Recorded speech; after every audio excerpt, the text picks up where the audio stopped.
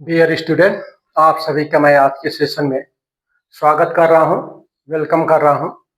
आज के सेशन का जो क्वेश्चन है वो इस प्रकार है कि 1 मोल आदर्श गैस को आइडियल गैस लिया गया है, जिसको 1 मोल लिया गया है, को स्थिर दाब पर कांस्टेंट प्रेशर पर ताप 300 केल्विन से 400 केल्विन के बीच गर्म किया जाता है। कहने का मतलब कि जो 1 मोल आदर्श गैस लिया गया था उस समय मतलब उसका इनिशियल टेम्परेचर 300 केल्विन था। 300 से 400 तक उसको स्थिर दाब पर इसको गर्म किया जाता है आइडियल गैस के 1 मोल को। तो यदि Cb मतलब कैपेसिटी है at the constant volume gas का, बराबर है 3/2R हो तो किया गया कार्य क्या होगा। ठीक है, जिसमें दिया है 50R, 100R, 200R या 150R, इस तरह का आंसर दिए हुए हैं 4 ऑप्शन में। तो इन 4 ऑप्शन में से कौन सा आंसर सही होगा इस क्वेश्चन के लिए, ये हमको आपको डिटरमाइन करना है। थोड़ा सा क्वेश्चन ट्रिकी है। ठीक, 1 मोल आदर्श गैस लिया गया है, उस पर स्थिर दाब पर इसको क्या करते हैं, गर्म करते हैं।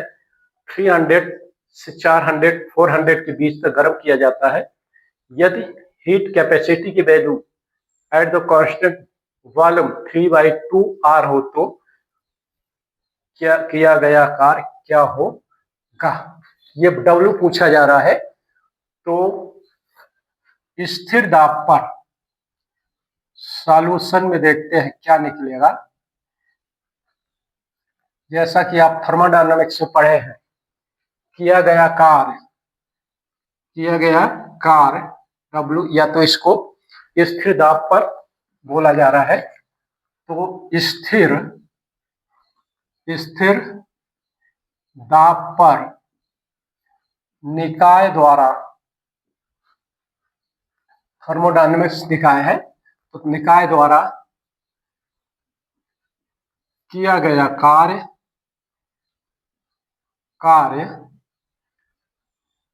W को परिभाषित किया जाता है NR delta T, NR delta T, जहां पर N क्या है, N बराबर है मोलों की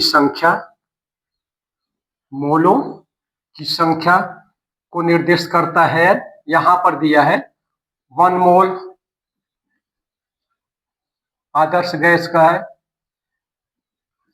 ठीक, R को R के रूप में रखना, क्योंकि यहाँ भी R है और क्वेश्चन में भी आंसर में भी R है। तो R मतलब जो गैस कंटेंट है उसको इसी तरह से इसकी वैल्यू नहीं रखेंगे। तो और क्या है, T, R को तो जानते हैं गैस कांस्टेंट है, स्थिरांक है। और T क्या है, डेल्टा T, मतलब डेल्टा T का मान दिया है 400 माइनस 300, मतलब कि इनिशियल टेम्परेचर उसका कितना था 300 केल्विन, और उसको गर्म किए हैं कहा 400 तक। तो फाइनल टेम्परेचर ये हुआ इनिशियल ये, तो दोनों का डिफरेंस क्या हो जाएगा, डेल्टा टी के मान कितना हो जाएगा, तो 100 केल्विन हो जाएगा। ठीक, तो इस फॉर्मूले से W is equal to NR into का डेल्टा T। N की वैल्यू 1 मोल है, यहाँ पर 1 मोल लिया गया है आदर्श गैस का, यहाँ पर रख देते हैं 1 मल्टीप्लाइड बाई R। R की वैल्यू नहीं रखे क्योंकि आंसर में R ही यूज किया गया है, इंटू 100 हो गया। तो इसका आंसर W जो हो गया वो हो जाएगा 100R। तो आंसर प्रूफ में आ जाएगा ये सेकंड बी ऑप्शन हो जाएगा आंसर। ये बी ऑप्शन में क्या दिया है, 100। तो इस प्रकार के क्वेश्चन में डियर स्टूडेंट आपको डेल्टा यू की भी वैल्यू निकालने के लिए बोल सकते हैं और डेल्टा एच की भी वैल्यू निकालने के लिए बोला जा सकता है।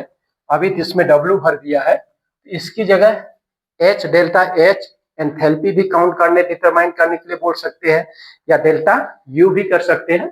इन्हीं डाटा से आप इनको भी निकाल सकते हैं। तो जैसे आपको डेल्टा यू निकाय की आंतरिक ऊर्जा को काउंट करना है इन डाटा से, तो ये डेल्टा यू बराबर होता है n C B n delta T होता है। जो यहाँ पर आर था उसकी जगह क्या हो जाएगा, सी बी हो जाता है। तो इसकी वैल्यू है 1, सी बी की वैल्यू दी हुई है कितनी, ये यहाँ पर 3/2 लिख देते हैं, और डेल्टा टी तो 100 है। तो इस तरह से डेल्टा यू का मान क्या हो जाएगा, इससे इसको डिवाइड कर दिए, ये 50 हो जाएगा। 50 में 3 का मल्टीप्लाइड किए, यहाँ पर आर भी है तो 150 आर हो जाएगा। तो इस तरह से निकाय की जो आंतरिक ऊर्जा होगी वो कितनी होगी, 150 आर हो जाएगी। सिमिलरली अगर बोला जाता है कि डेल्टा एच को काउंट करो या डिटरमाइन करो, ठीक है, तो डेल्टा एच के लिए क्या करेंगे, delta H is equal to same चीज रहती है डेल्टा एच के लिए, केवल क्या बदलता है, सीपी हो जाती है, वहां पर सीपी डेल्टा टी हो जाता है। तो यहाँ पर जो सीबी है वो सीपी डेल्टा एच के लिए डेल्टा सीपी करते हैं, सीपी इंटू डेल्टा टी। इस फार्मूले में इस फार्मूले केवल अंतर यह है कि यहाँ पर सीबी रहता है, heat capacity at the constant volume. यहाँ पर जो होता है heat capacity at the constant pressure होता है, केवल इतना सा अंतर होता है। 1 मोल लिया गया है, पहले आपको सीपी निकालना पड़ेगा। यहाँ पर सीपी जैसे कि आप जानते हैं कि CP minus CB is equal to होता है आर, या फिर इसको सीपी निकालेंगे तो सीपी इक्वल टू हो जाएगा आर प्लस का सीबी। ये हो गया आर प्लस का सीबी की वैल्यू दिया है कितना, 3/2, यहाँ पर 3/2 कर दिए, ये हो जाएगा 5/2 आर, ठीक।